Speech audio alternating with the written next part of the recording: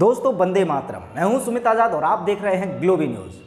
दोस्तों आरोग्य जगत .com की एक और सफलता इस वीडियो में हम साझा कर रहे हैं कि किस तरह से हमारे आरोग्य जगत के सदस्य गोविंद भाई की मदद से एक महिला ने अपनी बच्ची का बुखार ठीक किया। ये साधारण बुखार नहीं था, बहुत तेज़ बुखार था। हालांकि उनके अनुभव में आप खुद सुनेंगे, वो अपने मुंह से खुद बताएंगी कि किस तरह का बुखार था और क्या क्या उपचार बताए थे गोविंद भाई ने और किस किस तरह से उन्होंने उसको इम्प्लीमेंट किया और पूरी तरह से उनकी बच्ची ठीक है।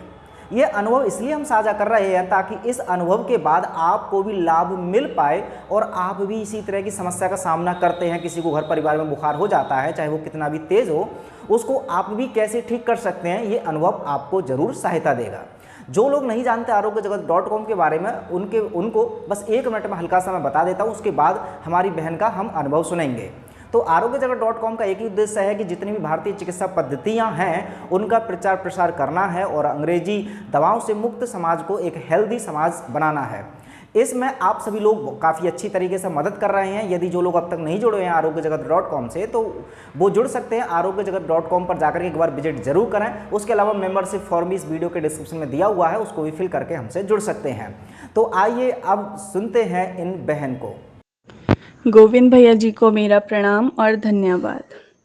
भैया जी के सहयोग और मार्गदर्शन से मैंने मेरी बेटी का बुखार ठीक किया। वो कोई नॉर्मल बुखार नहीं था, उसे बुखार भी 102 से ऊपर ही आ रहा था और रात में उसका शरीर बहुत ज़्यादा तप जाता था। ना वो कुछ खा रही थी, ना वो कुछ पी रही थी, उसका कुछ भी मन नहीं था कुछ भी करने का।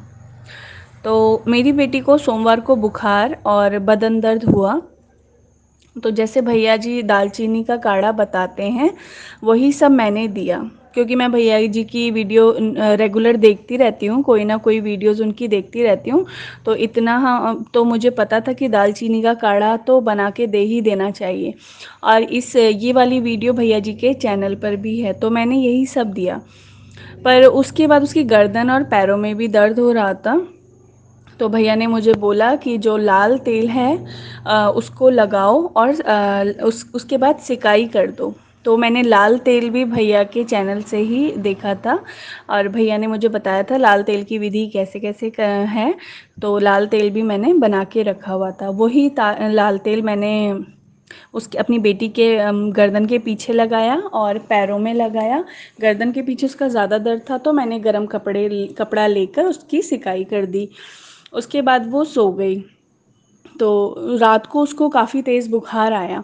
तो बुखार ऐसे ही चलता रहा। बुखार 102, 101 और 102 पे ही था। 4-5 दिन तक तो उसका बुखार ऐसे ही रहा। फिर जो भैया जी ने होम्योपैथिक की दवाइयाँ बताई थी, मैं उसको वही देती रही। साथ साथ में मैं उसको काढ़ा भी दे रही थी और मैंने गिलोई का सत्तू बनाया है, घर पर ही मैंने तैयार किया हुआ है।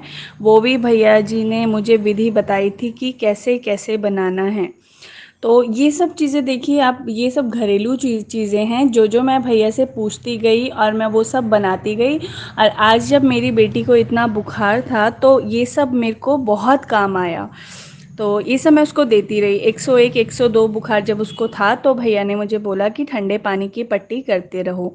तो मैं ये सब करती रही। ठंडे पानी की पट्टियाँ भी मैं उसको करती रही, उसके सिर पे, उसके हाथों पे और पैरों पे मैं पट्टी करती रही। पर आपको अगर कभी ऐसा हो बच्चे के साथ तो पंखा बंद करना है और ऐसे ही पट्टियाँ करते रहना है।